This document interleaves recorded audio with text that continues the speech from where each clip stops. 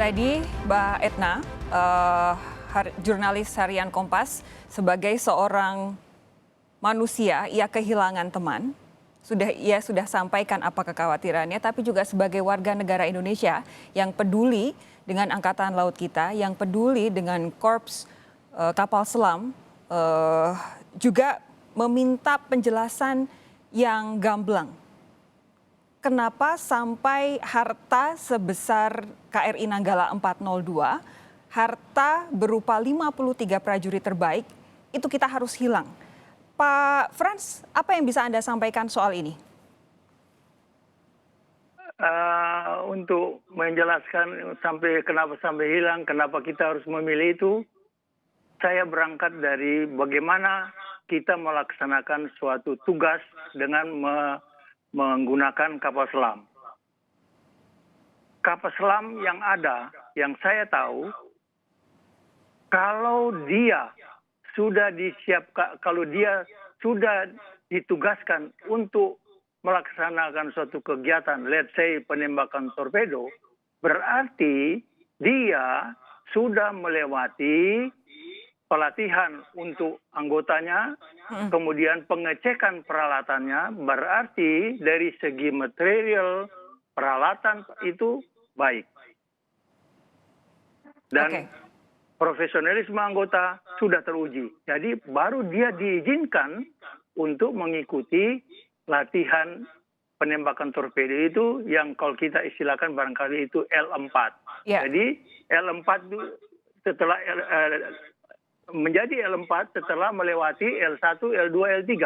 L1 itu, L2, L3 itu melatih kembali anggota untuk menggunakan peralatannya, melatih prosedur yang ada, bagaimana membawa kapal, bagaimana menyelamkan kapal, bagaimana menimbulkan kapal, sekaligus pengecekan seluruh peralatannya. Pak Frans? Ya. Bagaimana dengan apa yang disampaikan Mbak Etna di tulisannya? Ini yang disampaikan oleh Letkol Heri juga, bahwa overhaul Nanggala sempat terus tertunda pada tahun 2020. Padahal kapal selam itu harus terus disiapkan. Apa yang bisa Anda sampaikan soal ini? Kalau sudah zaman sekarang, saya sulit untuk menyampaikan. Yang jelas barangkali masalah anggaran. Oke. Ini kalau begini saya alihkan kepada Pak Khairul mungkin yang bisa berjarak dari TNI Angkatan Laut dan bisa memberikan penilaian yang tentu saja lebih objektif begitu. Pak Khairul, apa yang bisa Anda sampaikan soal pertanyaan-pertanyaan tadi yang disampaikan oleh Mbak Etna? Ya, pertama saya sepenuhnya sepakat ya dengan yang disampaikan oleh Letkol Heri melalui Mbak Etna. Ya. Itu sebenarnya harapan dan ya pertanyaan kita semua warga bangsa ini kan. Kebutuhan kapal selam kita ini ya memang betul bukan sekedar kita punya, bukan sekedar kemudian dipakai untuk parade begitu ya, tapi fungsinya ini memang ya dia sangat sangat penting. Kapal selam ini adalah alutsista TNI AL yang punya efek deteren paling tinggi. Ya, dia punya efek penangkalan paling tinggi. Dia sangat penting perannya, tidak tergantikan lah begitu ya. Dia punya fungsi pengintaian, penghadangan gitu ya.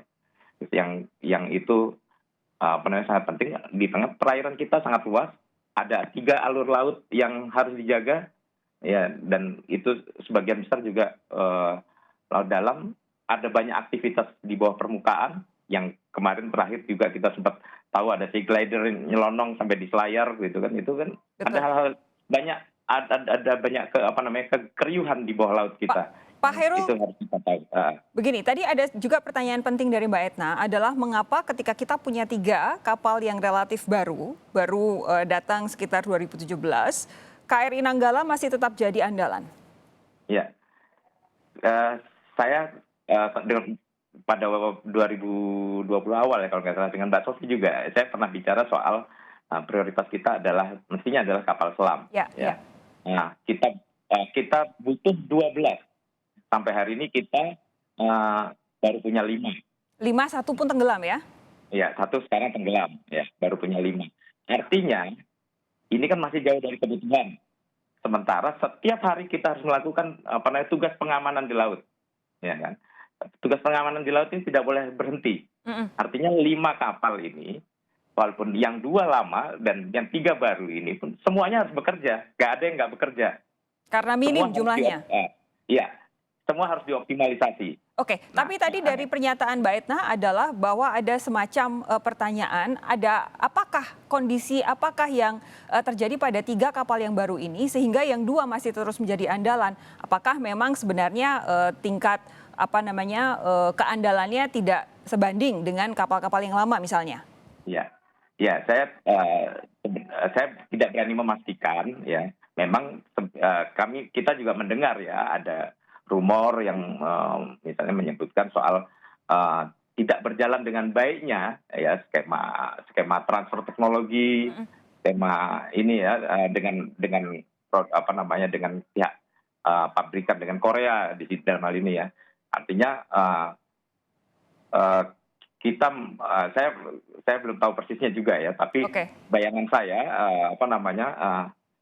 kompetensi kita masih relatif terbatas dalam pengoperasian dan penanganan teknis kapal selam dari Korea ini. Artinya kita tidak punya banyak katakanlah tenaga teknis maupun ahli ya yang kompeten gitu terkait pengoperasian kapal dari Korea ini. Ini memang yang jadi harus dijawab oleh TNI Angkatan Laut begitu ya. Mbak Etna, terakhir waktu kita singkat, saya ingin meminta semacam analisis dari Anda begitu, karena Anda wartawan yang sudah mendalam berbicara soal strategi. Setelah kejadian tenggelamnya KRI Nanggala 402 ini, apa yang harus kita lakukan? Katanya kita negara maritim, apa yang harus kita lakukan? Pertama kita mesti mereview dengan jujur ya, kerjasama dengan Korea Selatan. Sejujurnya sih tanda-tanda menuju itu udah ada.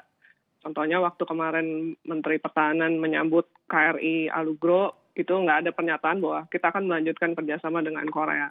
Sejujurnya saya tuh adalah, background saya tuh teknik. Jadi saya tuh sangat amat setuju bahwa kita harus membangun industri pertahanan. Itu harus, it's a must gitu ya. Itu mutlak gitu ya. Dan saya yakin anak-anak bangsa kita bisa, karena teman-teman saya sendiri aja banyak yang jago-jago untuk membangun industri pertahanan.